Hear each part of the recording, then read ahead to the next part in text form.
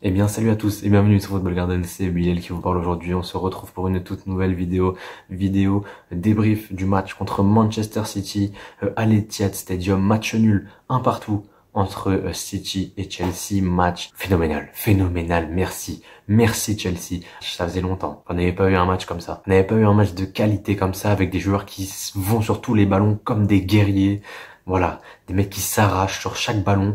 C'est ce qu'on attendait. C'est ce qu'on attendait tous. Et je suis tellement heureux, mais tellement content, les gars. On a vu un match, franchement, magnifique. Magnifique le match de toute l'équipe. Il n'y a pas un mec à qui j'ai donné une mauvaise note dans le 11 titulaire. Il n'y en a pas un parce que tout le monde a fait un gros match. Tout le monde a fait un gros match. Ils ont tous répondu présent. Et en finalité, ce qui se passe, c'est qu'on prend 2 points en 2 matchs contre City. City nous a pas battu une seule fois de la saison. 2 matchs nuls chez nous, chez eux. On a été capable de réagir à chaque fois dans les bons moments. Et bon, au-delà de ça, on n'est pas passé loin de gagner le match ce soir. On aurait pu gagner. On aurait pu gagner. Ça se jouait à une frappe de Rodri, mais on aurait pu gagner. Et d'ailleurs, je vais saluer tout d'abord Pochettino. Pochettino, il faut saluer quand il faut saluer. Il faut savoir le faire. Là, sur ce match-là, il a mis la bonne compo. Il a mis les bons ingrédients et le match, on est rentré dedans de la meilleure des manières. La première mi-temps est exceptionnelle. Je pense que c'est une des meilleures premières mi-temps qu'a pu faire Chelsea depuis le début de la saison. C'est une des meilleures premières mi-temps. On a complètement muselé Manchester City, qui est pourtant la meilleure équipe d'Europe, en tout cas une des meilleures. On les a muselés en première mi-temps. Et ça, c'est dû à la tactique de Pochettino. Pochettino qui n'avait gagné qu'une seule fois contre Pep Guardiola. Il avait perdu 13 fois, je crois, ou 13 fois de souvenirs contre Guardiola en tant que coach. Là, il a dit, c'est mort, pas de 14e défaite. On est là, on va tout donner. On va tout donner et c'est magnifique parce que en vrai de vrai, je pense que le match, on mérite de le gagner parce que offensivement, il y a encore eu du déchet, comme d'habitude. Voilà, on marque un but, mais Sterling... logiquement, doit mettre un doublé. Jackson rate une balle de but assez impressionnante. Et en deuxième mi-temps, Nkunku en rate une aussi. Voilà, il y avait beaucoup d'occasions franches en fait. On a eu des occasions franches. Malheureusement, ça n'a pas réussi à marquer plus d'une fois. Et heureusement, défensivement, on a été stratosphérique. Mais stratosphérique. Moi, j'aimerais déjà me dire quelque chose. Monsieur Disasi, offrez-lui une statue. Mais offrez-lui une statue. La première mi-temps de Disasi, elle est gigantesque. Gigantesque. La deuxième mi-temps est un peu moins bien, mais la première est gigantesque. Il était sur tous les ballons. Monstrueux le match de Disasi. Mais que dire de son alter ego français de la défense? Monsieur Malo Gusto. Oh là là là là là là. Le match de Malo Gusto, messieurs.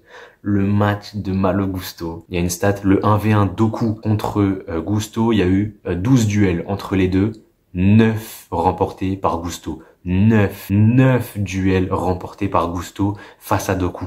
Exceptionnel le match de Malo Gusto, défensivement et même offensivement. Il a créé 2 occasions de souvenirs, si j'avais vu ça juste avant le match, enfin juste avant de faire cette vidéo. Il a eu 2 occasions créées, un très gros match, offensivement comme défensivement, et pendant 90 minutes il s'est pas arrêté. Il a couru pendant 90 minutes, pas une minute d'arrêt. Rien, pas une minute d'arrêt, et c'est exceptionnel. Malo Gusto, merci beaucoup.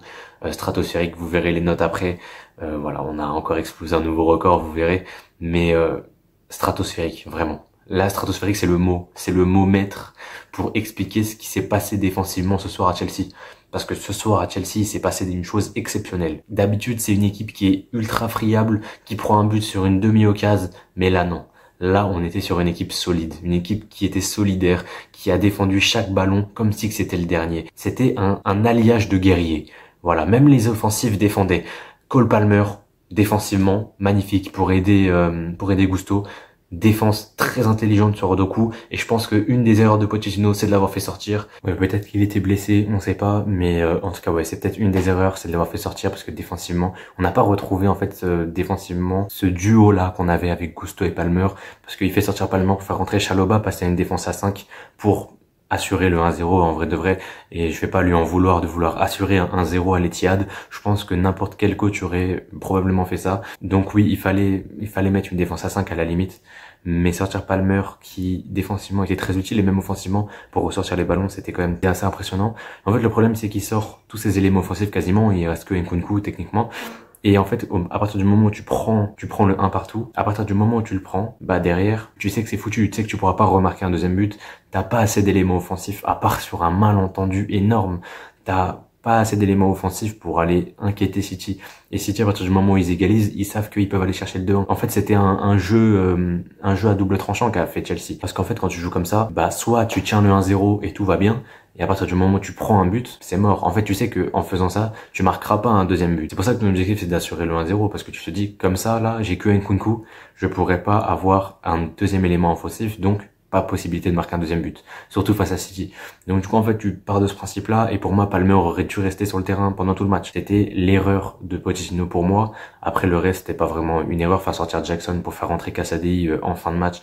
À la limite, encore une fois, tu veux densifier ton milieu de terrain, je peux comprendre, mais moi j'aurais plutôt fait sortir Jackson à la place de Casadei dès le départ en fait. Voilà, et j'aurais laissé Palmer, Nkunku devant. Voilà, j'aurais fait limite un espèce de 4-4-2 en laissant, enfin 4-4-2, vous avez bien compris, hein, c'est plutôt un 4-3, 4-3-3, 4-3-1-2. De toute façon, en situation défensive, on est tous regroupés devant notre cage, donc évidemment, il n'y a pas vraiment de système. Mais ouais, Palmer aurait dû rester sur le terrain. C'est dommage parce que ouais, on avait vraiment la possibilité d'aller chercher une victoire. Il y avait la possibilité d'aller chercher cette victoire-là, et c'est une victoire qui au classement nous aurait fait beaucoup de bien, parce que jusqu'au but de Rodri, on était 7e de Première Ligue, 7e avec seulement 4 points de retard sur Manchester United, et derrière on avait que, entre guillemets, encore 10 points de retard sur la Ligue des Champions, enfin sur le top 4. Honnêtement, tout est encore possible parce que la Première Ligue avance très lentement cette année. Bournemouth a encore fait un gros résultat de souvenir. West Ham a perdu. Voilà, ils ont perdu contre Nottingham Forest. Donc clairement, là, on est dans une optique où on peut se dire, ok, il y a moyen de moyenner. Je crois que Newcastle aussi a lâché des points. Je sais plus s'ils ont perdu ou s'ils ont fait match nul, mais dans tous les cas, ils ont lâché des points. Donc il y avait vraiment moyen. Et quand on mène 1-0 et qu'on est 7e, les gars, c'est la Conference League, c'est la Coupe d'Europe, 7e. Les amis, la Coupe d'Europe n'est pas mort. La Coupe d'Europe, c'est pas mort. Et honnêtement, si on joue comme là ce soir, si on joue comme ça pour les prochains matchs, ça va être magnifique, je le sens. Et voilà, là il nous reste encore quelques gros à jouer. On est dans la période, je pense, où il y a beaucoup de gros, comme en première partie de saison. J'ai pas le calendrier en tête, mais parmi les gros qui restent, il reste Tottenham, il reste Arsenal et il reste Manchester United de souvenir. Et je crois que c'est tout parmi ceux qui sont tout en haut du classement. Sinon bien sûr il y a des matchs très difficiles et très importants à aborder. Voilà, il y a les matchs contre Brighton, West Ham. Je crois que West Ham on les a rejoués une deuxième fois en fait, je sais plus, mais bref voilà, il y a encore des matchs importants à jouer. Il va falloir qu'on joue comme on a joué ce soir. Jusqu'à la fin de la saison, il va falloir qu'on joue comme ce soir et à commencer la semaine prochaine face à Liverpool en finale de Cup. En tout cas, voilà. On est bon là-dessus, on part sur les notes rapidement. Petrovic 6/10, match plutôt correct de Petrovic. Il a pas eu beaucoup d'arrêts à faire parce que même si City a tiré peut-être 25-26 fois au but, j'ai pas la stat exacte, ils ont cadré que 5 fois je crois, 5 ou 6 fois. Donc ouais, Petrovic a fait 3-4 arrêts, c'était des arrêts quand même intéressants. J'ai notamment un arrêt important qui fait je crois aux alentours de la 60-65e, fait un bel arrêt. Mais en tout cas voilà, Petrovic 6/10. On part côté gauche avec Chilwell, à qui je donne la note de 6,5 pour Chilwell. Un bon match de la part de Chilwell, pas non plus transcendant offensivement malheureusement, il aurait peut-être été un peu meilleur offensivement, enfin pu être un peu meilleur offensivement plutôt. Défensivement par contre très solide, hein. Il a beaucoup d'efforts consentis et vraiment bon match de Chilwell, ça fait plaisir de le voir à ce niveau-là. À côté de lui, Levi Colwill, à qui je donne du coup la note de 7,5. Ouais, Colwill, gros match de Colwill défensivement, et vraiment j'ai beaucoup aimé sa hargne. Voilà, la hargne, l'amour du maillot, on le sent avec ce mec. À la fin, il aurait pu provoquer un penalty. Pour moi, ça peut siffler, même si en vrai de vrai, c'est absolument pas voulu de la part de Colwill, juste que le ballon rebondit sur son bras et qu'il est vraiment au contact avec l'attaquant. Ça peut siffler, mais je dirais pas non plus que c'est un vol. Voilà, faut pas dire que c'est un vol, on a volé City, non, on les a pas volés. Hein, c'est clairement sifflable, comme ça peut ne pas siffler. Hein. Il y a les deux pour moi marchent. En tout cas, voilà. Colwill, gros match. J'ai souvenir d'un moment où il prend le ballon dans les pieds, je crois que de Haaland ou je sais plus de qui. Il est assis par terre et il commence à gueuler parce que voilà, il sait, là il a la hargne, il s'est donné à fond. Il a donné 100% de ses capacités ce soir. Et merci Colwill, très gros match. Et à côté de lui, Disasi, 8,5. Très gros match de Disasi, match patron de la part de Disasi dans la défense centrale. Il a vraiment montré qu'il était capable de faire des performances comme ça, mais fallait le faire depuis le début de la saison.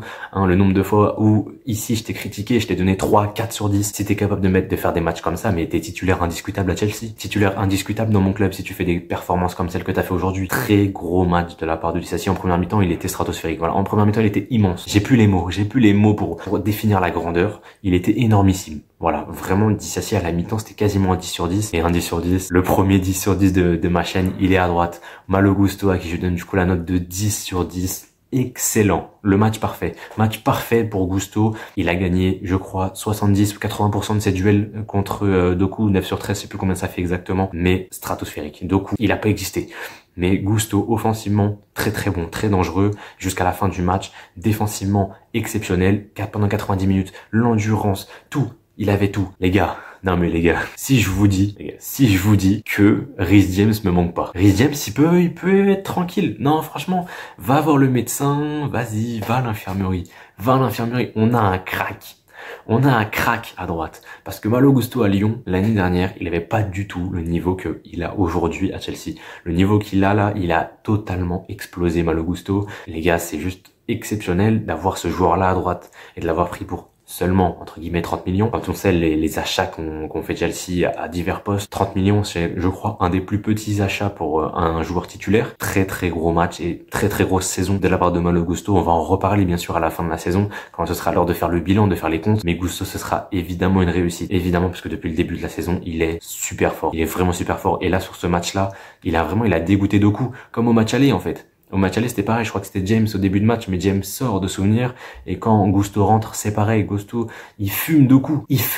Mais voilà, vraiment Gusto, au top, magnifique, 10 sur 10, le premier 10 sur 10 de ma chaîne, il est pour Malo Gusto.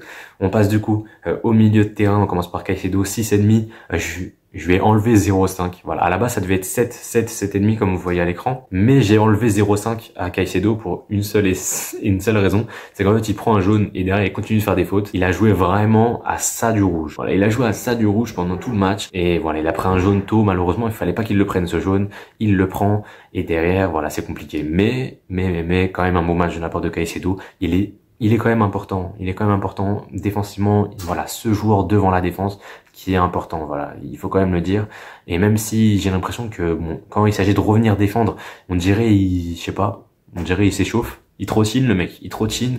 Et après quand il voit que le ballon il commence à un peu à être dangereux, il commence à taper une piquette, sauf qu'il a 2 mètres de retard. Donc il arrive en retard et il fait faute. Donc ouais, Caicedo, attention. Mais ça reste quand même un bon match pour moi, 6,5 pour lui. Et à côté Enzo, 7. Enzo, gros match, rien à dire. Franchement, Enzo, il a fait son match. Défensivement surtout, je l'ai trouvé très impressionnant. Et offensivement, il a aidé jusqu'au bout du bout. La 90e, la toute dernière occasion qu'on a eue. Il est pas loin de marquer, malheureusement, ça se joue à pas grand chose. Voilà, je pense qu'il y avait peut-être moyen. Il y avait peut-être moyen de faire quelque chose. Mais en tout cas, ouais, voilà. Enzo 7 et Gallagher 7,5. Gros match de Gallagher au milieu de terrain. Il a étouffé Rodri. Voilà, il a étouffé Rodri pendant tout le match. C'est dommage que Rodri marque quand même. Et donc du coup, franchement, voilà, on se dit match nul, c'est peut-être pas ouf.